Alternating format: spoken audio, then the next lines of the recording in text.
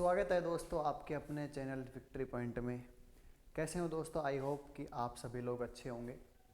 आज का जो अपना टॉपिक है वो है सर्कुलेटरी सिस्टम के बारे में, परिसंचरण तंत्र के बारे में, जिसको बहुत ही सिंप्लीफाई करके समझने की कोशिश करेंगे। सबसे पहले जानते हैं कि एक्चुअल में सर्कुलेशन का मतलब क्या होता है। तो सर्कुलेशन जो है उसका सिंपली वे में मतलब समझे तो उसका मतलब होता है फ्लो होना, मतलब किसी भी चीज़ का फ्लो होना, दैट इज सर्कुलेशन।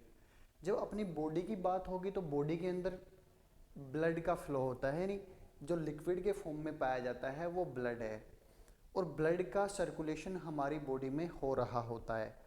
तो क्वेश्चन इज दैट कि क्यों ज़रूरी है सर्कुलेशन, यदि ये ना हो तो क्या हो, यदि हो रहा है हमारी बॉडी में सर्कुलेशन तो उसके क्या मायने हैं, उसके बारे में जानने की कोशिश करते हैं।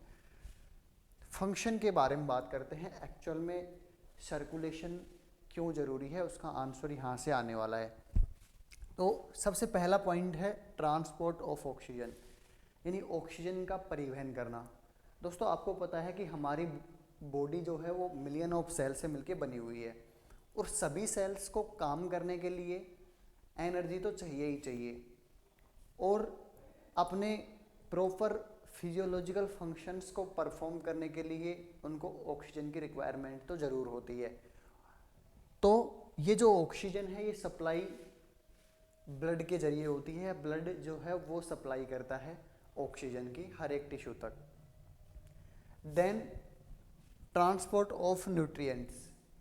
दोस्तों आपको पता है कि ब्लड जो है और लिक्विड होता है, और आपकी हर एक बॉडी पार्ट तक उसका सर्कुलेशन होता है। तो डेफिनेटली इसको एक ऐसा माध्यम बना दिया जाए जो हर एक सेल तक, हर एक बॉडी की कोशिका तक उस न्यूट्रिएंट्स को जो कि ज़रूरी है किसी भी कोशिका के काम करने के लिए, उनको आसानी से पहुंचा दे। तो ब्लड जो है वो न्यूट्रिएंट्स की सप्लाई करता है। बोले तो एनर्जी जिन सोर्स से मिलती है, आप जो भोजन खा रहे होते हैं वो भोजन एब्जॉर्ब कर लिया जाता है आपके ब्लड के द्वारा, और एब्जॉर्प्शन के बाद में वो ब्लड में पहुंच जाता है, और ब्लड सर्कुलेशन के जरिए या पूरी बॉडी में उसको पहुंचा देता है। थर्ड पॉइंट है मेंटेन होम्योस्टेसिस। ये एक नया टर्म है, इसको जानने की कोशिश करते हैं। इसके लिए अपने को अगली स्लाइड देखनी होगी। ये मान लो यहाँ पे कोई सेल है, और यदि उस सेल के सराउंडिंग में उसके चारों तरफ किसी भी हम कहें किसी भी मॉलिक्यूल्स का अमाउंट ज़्यादा हो रहा है, कम हो रहा है। मान लो अभी के लिए यहाँ पे CO2 का कंसंट्रेशन यहाँ पे बहुत ज़्यादा है एक सेल के पास में, यदि कोई और यहाँ पे मॉलिक्यूल हो सकता था, हम कहें किसी भी सेल के सराउंडिंग में किसी चीज़ का कम होना या ज़्यादा होना, तो उस स्थिति में सर्कुलेशन इस बढ़ी हुई चीज़ को यहाँ से उठा ले जाता है। बोले तो सेल के पास में कोई एक्स्ट्रा चीज़ें नहीं छोड़ता है, या किसी चीज़ की ज़रूरत होती है सेल को तो वहाँ तक उस चीज़ को पहुँचाने का काम करता है।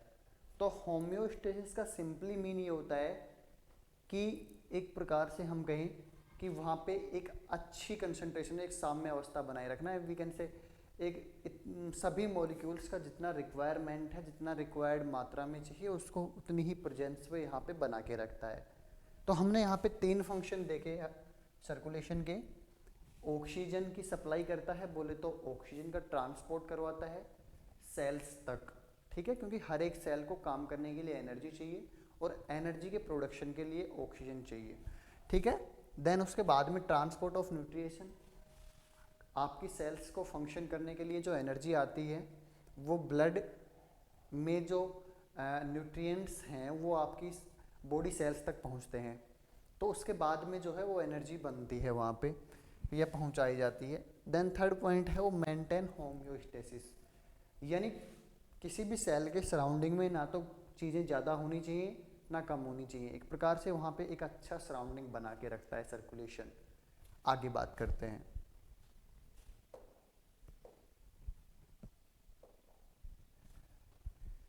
Circulation by the blood vessels. जो सर्कुलेशन होता है वो ब्लड वेसल्स के द्वारा होता है, रक्त वाहिनियाँ जो होती हैं उनमें से रक्त बहता है। ऐसे नहीं है कहीं पे भी खुला हुआ बह रहा है, बिल्कुल एक प्रॉपर वे के अंदर, प्रॉपर मैनर के अंदर जो ब्लड है वो बह रहा होता है।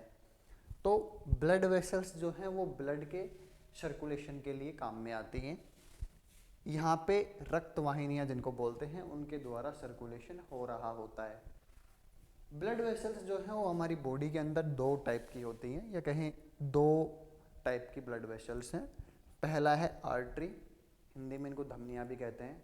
सबसे इंटरेस्टिंग बात यहाँ पे आगे समझेंगे जब आएगी, लेकिन अभी के लिए जो समझना है वो ज़रूरी ये है कि आर्टरी जो होती हैं वो आपकी बॉडी के अंदर प्योर ब्लड कैरी करती हैं, बोले तो ऑक्सीजनेटेड ब्लड कैरी करती हैं, जिसके अंदर ऑक्सीजन की कंसंट्रेशन जो है वो ज़्यादा होती है। सेकंड जो ब्लड वेसल्स है वो वेन्स हैं, जिनको हिंदी में सराएं कहते हैं। इनके फंक्शन के बारे में भी जानने की कोशिश करेंगे। नेक्स्ट स्लाइड लेते हैं। अब है आर्टरी, बोले धमनी, इनके फंक्शन क्या है उसके बारे में जानते हैं। तो आर्टरी जो होती हैं वो हमारी बॉडी के अंदर ऑक्सीजनेटेड ब्लड को कैरी करती हैं। बोले तो जिस ब्लड में ऑक्सीजन की मात्रा तो ज़्यादा हो और कार्बन डाइऑक्साइड की मात्रा कम हो, ऐसा जो ब्लड है वो ऑक्सीजनेटेड ब्लड कहलाता है। और वो कैरी करने का काम या उनको परिवहन करने का काम जो है वो किनका है, आर्टरी का है। यानी हमेशा ऑक्सीकृत जो रक्त है उसका परिवहन करती है कौन, आर्टरी। दूसरा समझो यहाँ पे वेन्स। वेन्स जो हैं वो हमेशा डीऑक्सीजनेटेड ब्लड कैरी करती हैं, यानी ऐसा ब्लड जिसके अंदर कार्बन डाइऑक्साइड की मात्रा तो जो है वो ज़्यादा है और ऑक्सीजन की मात्रा क्या है, कम है। तो इस प्रकार का जो ब्लड है उसको क्या बोलते हैं, डीऑक्सीजनेटेड ब्लड। तो पॉइंट इज दैट कि आर्टरी जो होती हैं वो हमेशा हमारी बॉडी के अंदर ऑक्सीजनेटेड ब्लड को कैरी करती हैं। यदि हम बात करें वेन्स के बारे में, तो वेन्स जो है वो हमेशा डीऑक्सीजनेटेड ब्लड कैरी करती हैं। अब आगे बात करते हैं। देखो सर्कुलेटरी सिस्टम जो है वो दो टाइप का होता है। आपने कभी ना कभी ओपन सर्कुलेटरी सिस्टम, या हिंदी में इसको खुला परिसंचरण तंत्र बोलते हैं, ये नाम तो जरूर सुना होगा। सेकंड जो होता है वो क्लोज्ड सर्कुलेटरी सिस्टम होता है, इसको हिंदी में बंद परिसंचरण तंत्र के नाम से भी जानते हैं।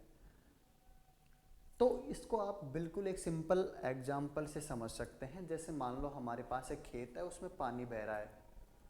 यदि उस खेत में हमें पानी देना हो और पाइप उसके अंदर बिछा दिए जाएं और पाइप का जो कनेक्शन है वो दूसरे पाइप से बिल्कुल कनेक्ट हो, तो ब्लड एक यानी जो इस खेत में पानी जो लग रहा है वो एक प्रॉपर मैनर के अंदर लग रहा है। और इसको बोलेंगे हम इस केस में क्लोज्ड, मतलब प्रॉपर वेसल्स यहाँ पे ब्लड फ्लो कर रही है। दूसरा जो है वो ओपन सर्कुलेटरी सिस्टम है, यानी वहाँ पे पाइप तो हैं लेकिन वो जुड़े हुए नहीं हैं। तो इस कंडीशन में जो ब्लड का सर्कुलेशन होगा एक प्रॉपर मैनर में नहीं होगा। तो यहाँ पे इसको समझते हैं कि कैसे ओपन सर्कुलेटरी सिस्टम काम करता है। देखो यहाँ पे मान लो ये आर्टरीज हैं जिनके पास ऑक्सीजनेटेड ब्लड है, ये वेन्स हैं जिनके पास में डीऑक्सीजनेटेड ब्लड है। यहाँ पे देखो ये जो कंजक्शन है, यहाँ पे ये वाला जो कंजक्शन है, यहाँ पे क्या हो रहा है, यहाँ पे कनेक्ट नहीं है, पाइप्स जो है वो कनेक्ट नहीं है। इसको बोलते हैं ओपन सर्कुलेटरी सिस्टम, यानी जब वेन्स और आर्टरीज आपस में कनेक्ट नहीं है, खुली हुई है, तो उस प्रकार के सर्कुलेटरी सिस्टम को बोलते हैं ओपन सर्कुलेटरी सिस्टम। दूसरा जो टाइप है वो क्लोज सर्कुलेटरी सिस्टम है। इसमें देखेंगे तो यहाँ पे आर्टरीज, ये रेड वाली आर्टरी है, ये जो ब्लू वाली है ये वेन है, क्योंकि आर्टरी हमेशा ऑक्सीजनेटेड ब्लड को कैरी करती है। तो यहाँ पे हमने रेड कलर से ड्रॉ किया हुआ है।